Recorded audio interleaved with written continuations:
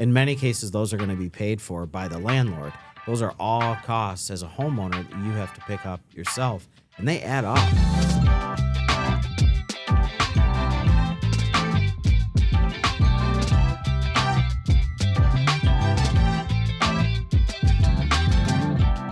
Well, on this extraordinarily hot day, Yes. hotter than Tatooine outside. What is it, 103? 103 is the official heat. Yeah. I don't know what the heat index is. Yeah. Might as well. I feel like after 100, now, granted, I've never been outside. Like, I think the hottest I physically ever been outside was maybe, I was going to art fair in Grand Rapids. I think it was 2017. Okay. And I think maybe it was going to be like 100 to 105. Jeez. Have you ever been anywhere hotter than 105? Yes.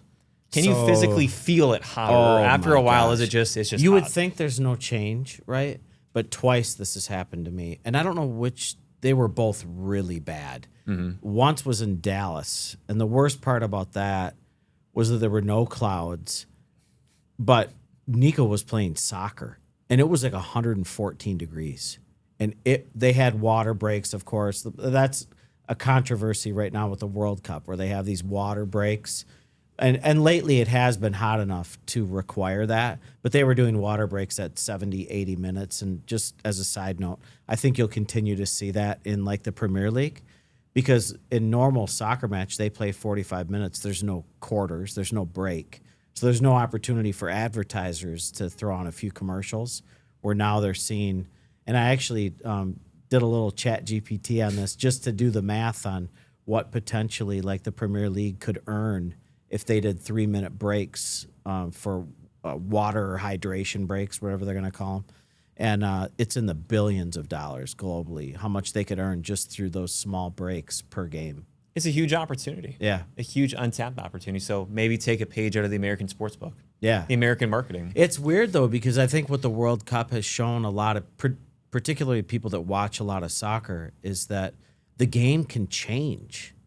Right? Like think of like an NFL game where you get a chance to like in between quarters, they get a chance to sort of regroup, get together. Hey, we're seeing this, that, let's do this thing differently. Where normally on a soccer match, you just have a coach maybe screaming orders from the sideline, or maybe pulling someone over during like an injury timeout or something of that nature. But, yeah, you've seen teams look very different after hydration breaks, and I think it really has changed the game, and it's changed outcomes, I think, in some cases. Much to your displeasure, I'm not too much of a soccer fan. Okay. No, I can appreciate. Are you watching any? No. Wow. But let me say this: some select highlights here and there. Yeah. I can truly see how much effort and talent can even go into making a national team, let alone any of the sub-national teams, what may have you. And so I can really and deeply appreciate it from the sports background and aspect. Yeah. I think for me, for sports watching, what it counts, maybe it's a couple college football games. Right. Maybe the Super Bowl. And so I feel like I'm very, very, very, very, very outside of what that norm could look like. But I think one thing that I found super interesting was all the people from all different nationalities coming to the U.S. And I feel like there's a lot for us to take for granted. Yeah. Like barbecue food. Yeah, right. I agree. The You seen the Japanese viral? guy in particular. And I saw people also visiting, which I haven't visited Buc-ee's, but I think just for the average consumer to go see, okay, I'm going to a gas station, and all of a sudden it's like utopia inside. Yeah, I have not been to a Buc-ee's either. I really do want to go. I want to go. I've been to Yeah. a Wally's, which I think is like a very similar experience kind of thing. In St. Louis, there was one that I went to. Huge, gigantic, gas station / convenience store, whatnot. But yeah, definitely would love to check out a Buc-ee's one of these days. If I'm within a 30-minute shot of one, I'm going. If I'm in an hour and a half, Yeah, I will right. go out of the way. Yeah, I'll get out of it's the like way. a destination. Absolutely. And I think too, for a lot of those consumers, imagine trying to go plan a trip like that too. If you've never been to a country like that, you're going to the World Cup, and okay, I have maybe $5,000 budgeted for the trip. Imagine how much, like for some, now, obviously I'm not in their shoes, but imagine how much their budget could potentially, implode on them once they start to go see all these great things. Now, Like Walmart. yeah, Have you seen them visiting Walmart? absolutely. Oh, they're that's crazy too. buying it. They can't believe that there's free clothes and refills. food and all these things in one place. Or Costco. So many cultural norms. Yeah. Yeah, you're right. We do take a lot for granted. I think, it gives you some perspective and helps you to maybe appreciate what we have here, right? Just to be able to travel. Yeah, can you imagine? And then travel to all the other games as well, because that'd be impossible to try and go budget for. I mean, imagine, because World Cup happens every 4 years. Yeah. Am I correct? Okay. Gold star for me there. Yep. And the tickets are thousands. I haven't even considered it. I looked a couple times and was like, no, we're not even considering this. The tickets are way too expensive. Yeah. What I think is also insane for a lot of people too. Yes. Going to today's topic, home ownership. Yep. I think for a lot of people, you can draw a lot of similarities between, a lot of people say the I can't even say that word, quintessential, perfect. Quintessential American dream to go get a checkbox next to is to go purchase that home. And theoretically, you're putting your own money into your own, how do I describe this? You're paying mortgage, you're increasing the value inside that house, right, rather than paying someone else's, in quotations, mortgage. But for a lot of people out there, there are a lot of hidden costs that are out there. Yeah. Similar to what we were saying with the World Cup in soccer, that could really throw you for a derail. And you just experienced a lot of this because you just sold a house and purchased a house. Yes. So just think of the costs that go into selling, right? Because you've got a stage. You might probably have to paint certain things, probably have to fix a few things. That might have been $5,000 to $10,000 just to get the house sale ready, right? I don't know if you had to do any investment like that, or. So luckily for the stuff that we had to go do, thinking, gosh, it's crazy to think it's only been like 8 or 9, I think 9 months or 10 months. It's been 9 or 10 months since we moved. But I think just with some light paint touch up, I think that was really all that we had to go fix. And so it really wasn't too much that we had to go really out of the way. Okay. For us, there's been a lot of hidden costs moving into our new house. Sure. Which our new house is beautiful, don't get me wrong, but just like what people say, what that common rule of thumb is, expect that you might have a couple $1,000s a year just in home expenses. Nothing that your home is wrong or anything, but there's a certain finite amount of life that a product inside your house might only be good for. Right. Like a water heater, a furnace, a roof. And these things are not inexpensive, right? No. And you could say, okay, my water heater might last between 6 years to 12 years. Right. And you could be near 9 or 10. You're like, do I bite the bullet? Do I go try and go now? Or do I really try and go extend this? Yeah, wait until it breaks and then replace it and just hope it's not. Then thinking, what is that out of pocket experience? But if something were to go break, what would suck the least? Yeah, right. Yeah. Which I can say, your furnace breaking January 2nd, that was not an optimal time. Yeah, right. So, but what about the costs that you had to pay, not necessarily pay, but that were paid, right, taken out of the transaction to sell your home and then to buy a home, outside of even just maintenance costs, right? You think about realtors' fees, things of that nature. Yeah, no, of course. With regards to the transaction, realtor fees, Yeah. of course, I imagine there's also photography fees that are wrapped up in that association as well. And then there is also, from the perspective, okay, my listing is now on the market. I am now waiting for it to sell. And while I'm waiting for it to sell, well, I still have my original mortgage payment. Yeah. And so there's that to also think about, okay, well, if it takes 1 or 2 months, should I price it to where I'm trying to get top dollar? And I don't mind if it were to go wait 5-6 months before sale. Or am I trying to get a quick sale, maybe get less money, but then maybe garner more attention? Because we put our house on the market back in September, which was still a good time to go garner some interest. But of course, the peak season for a lot of people to go move is April, May, June before school. So it lines up with the school calendar. Yeah. And I was shocked when I was doing a little bit of reading. I'm getting ready for this. The average cost annually to maintain a home is 1% to 4%, kind of depending upon the age of the home, right? I believe it. So you considered a $250,000 home. You're talking between $2,500 on the low end, $10,000 on the high end. You might have to replace an appliance, whatever it may be. But that's a significant amount of money above and beyond the other costs that we haven't even really talked about yet. You have your mortgage, which gets even more expensive at higher interest rates. Homeowners insurance. Right. You have homeowners insurance.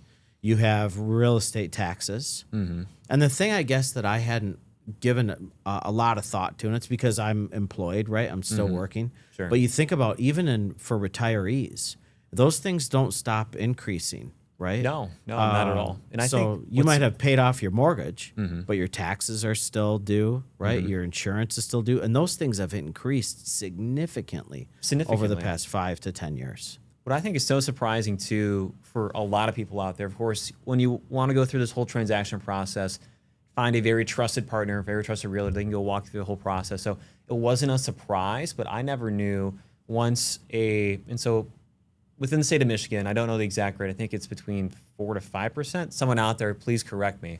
I promise not trying to go spread misinformation, but you're essentially capped of how much your property taxes can appreciate on a year-over-year basis. Yeah, I think it's 2 or 3. I know it's in the single digits, but on the lower side. Yeah. But it resets when you purchase your house. And so when you're trying to go figure that out, that's something to go factor into your budget, saying, okay, this is approximately what you could pay right now, but imagine that could be 10% higher, right? 20% higher, could be 30% higher. I've had this happen to clients before where, in particular, I've one in particular I'm thinking about, they bought a cottage up north, right? And that cottage had been owned by the same family for like 50 years. Oh, man. So when they were considering the cost, they didn't consider that property tax value was going to reset upon sale. Sure. And it did. And suddenly their taxes went from an affordable, let's call it 20, this is quite a few years ago, but they went from like a $2,500 to like $15,000 annually. And they thought there was a problem and called me about it. And I said, it wasn't my transaction, but said to them, hey, realtor maybe should have talked to you about that when property changes hands. Can happen. It's a huge cost. Especially too with new construction, right? Because when you're budgeting for a new home, whether it's a spec home or a house that you're having built, the taxes are going to be really low to start. Well, then once the assessor gets out and is able to assess the property, they're going to go up significantly, and it can be quite because shocking. Before that moment in time, it's always just been vacant land. It's never been a completely assessed unit. Or for, I think, a great use case also for the cottage, if someone was to go homestead, right? I know if you're homesteading, your property taxes technically, you can negate part of that value because you are a resident of that community. Right. Yep. Yeah. Yeah. So definitely there's a lot of costs involved. I mean, hey, I had to replace my driveway. That was probably 5 years ago. That was $15,000 or $20,000. I mean, we have a relatively large driveway, but that's a huge expense. And you wouldn't expect it to. And not something that like you're really benefiting you're riveting from. about. Yeah, look at this new driveway. Look at the asphalt here. Yeah. It's really nice to look, but it's a driveway, right? I'm really not super excited about it. Just in the first 6 months. And so we replaced our washer unit, replaced the hot water heater. We had the furnace motor blow out. These were just unexpected things because when we're going through or when we're moving in, we saw these are all very nice, all very well maintained, but they have a finite amount of life and you just really don't know until you're inside there. And so compare that versus renting. Yes, that's right. Oh, hey, my washer, it broke. Well, let's go call the landlord. Let's go try and go through this process. Go get it replaced. Or I got water in my basement. Hey, let's go call the landlord up. So, yeah, I think to your point, like the American dream, certainly probably part one is own a home, right? But things were much more affordable, right? I think affordability has become an issue for a lot of different things, a lot of different reasons. Like a vehicle would be another example of one, right? You think about renting versus owning, and some of those things you're talking about, the maintenance, right? Something breaks, the plumbing goes bad, an appliance breaks. Property taxes too. Your roof needs to be replaced. In some cases, the lawn needs to be cut, the snow needs to be removed. In many cases, those are going to be paid for by the landlord. Those are all costs as a homeowner that you have to pick up yourself, and they add up, right? They add up pretty fast. I've actually seen a couple articles from the Wall Street Journal document as people start to go actually approaching retirement. For a lot of people, the whole moniker is, and there is no right way. That's why they call it personal finance. But for a lot of people, eliminate as much debt as possible, which is always a good thing if you can. But maybe if you do that, you have a mortgage-free property, you're still having to go deal with maintenance. Yeah. Property taxes potentially rising. And then depending where you are in the U.S., maybe chances of wildfire, hurricanes, tornadoes. But if you're renting, okay, I understand that I still am paying more money per month, but there's so much less I have to go worry about. Yeah, right. And the flexibility issue. I read a statistic that says that the average American moves 11 times during their lifetime. Okay. 11? And that's Wow. becoming more and more prevalent, right? People are changing jobs more. I think it used to be it was every 7 years. I don't know the statistic today, but I would venture to guess that it's more frequent, right? Sure. And oftentimes with the change in jobs is going to be a physical move as well, right? So do you really want, and the break even when you think about renting versus buying, on average in the Great Lakes Bay region is about 4 to 6 years, right?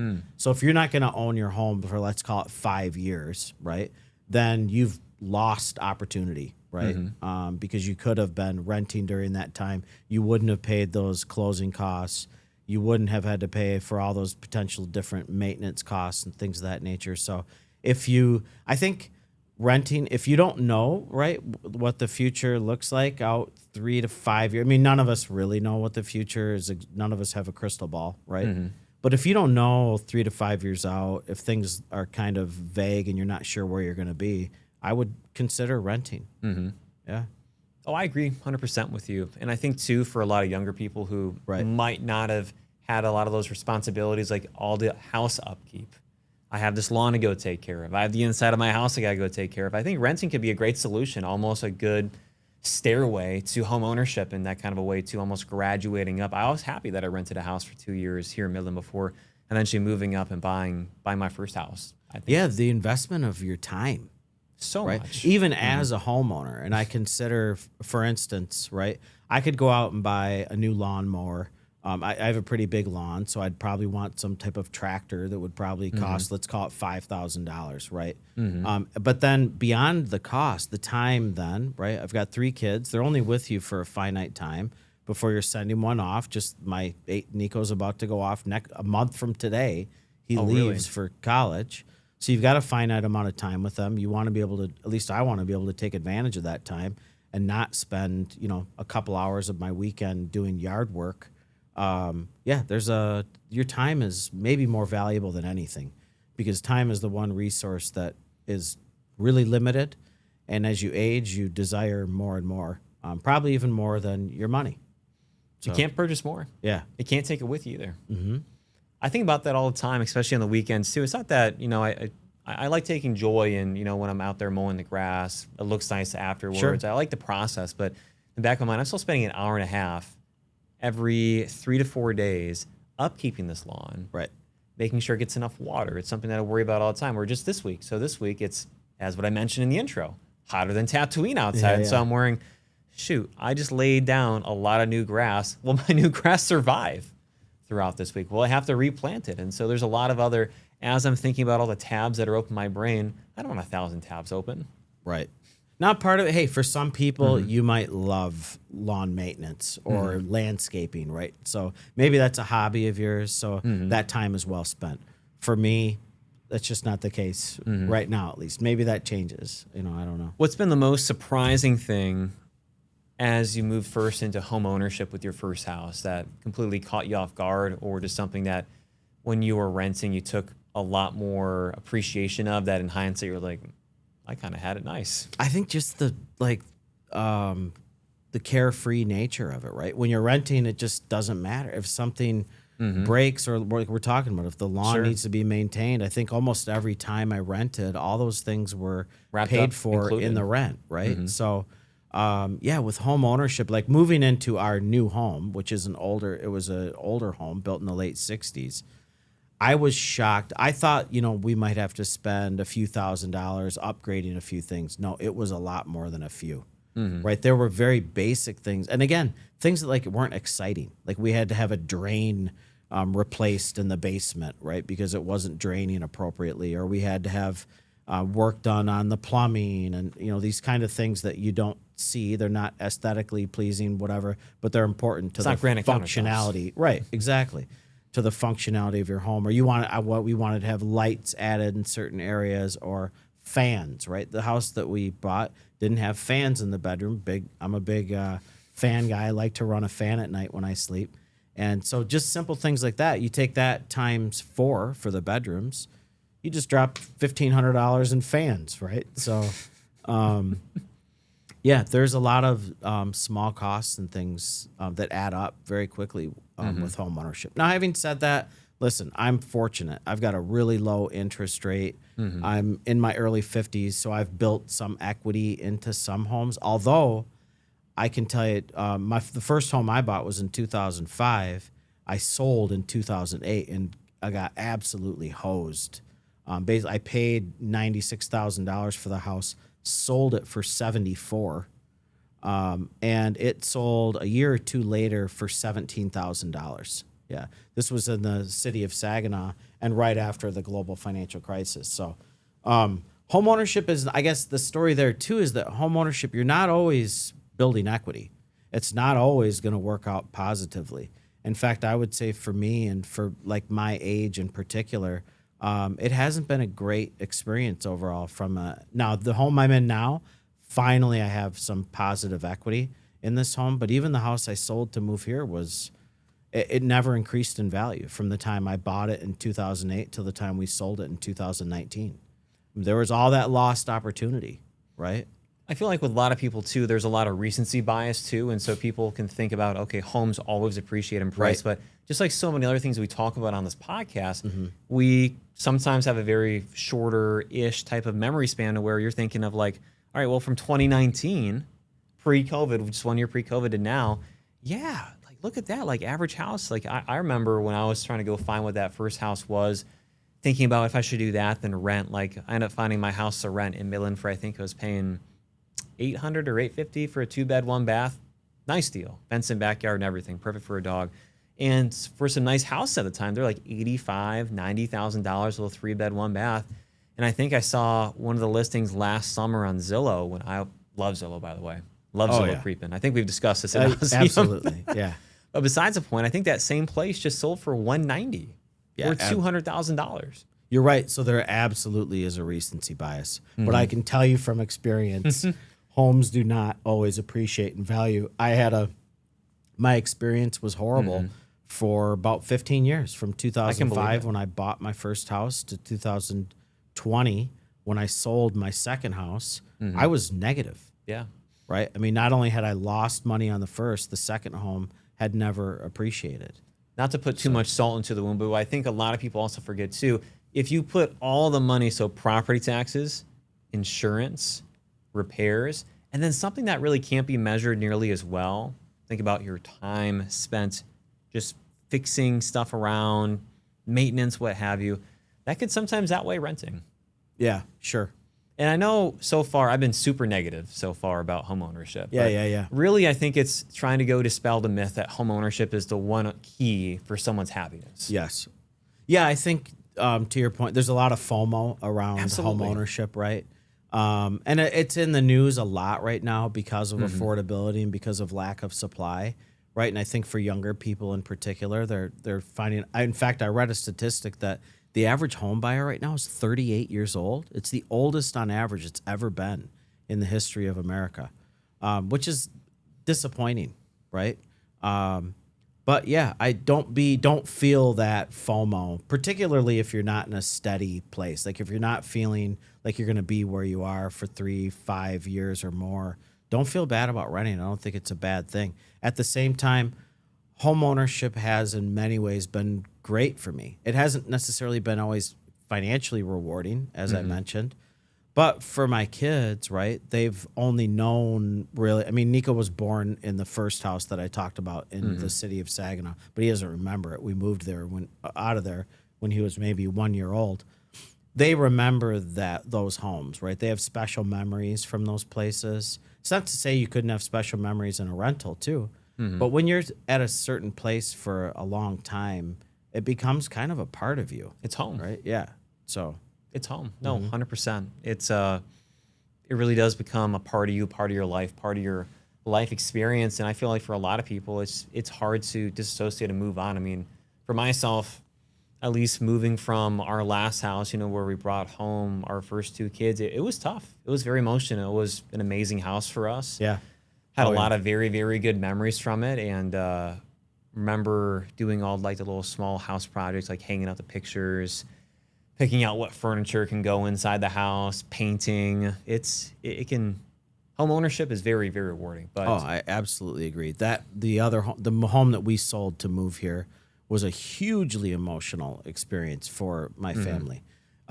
Probably not as much for me because I was so busy. I didn't really have a lot of time to think about it. But I would say for my oldest son and for Jody, for Nico and for Jody, it was a big shock to their system to move. And it was difficult for a little while. There was a lot of emotion and attachment there. Yeah. Wrapping this up in a nice bow, if someone, imagine you were to go try and talk some sense into, imagine myself or yourself, just got your first job, maybe you're moving out of your house and you're considering, okay, I have the optionality of let's go take a look at maybe a starter house or a house, what may have you, or I'm taking a look at a rental.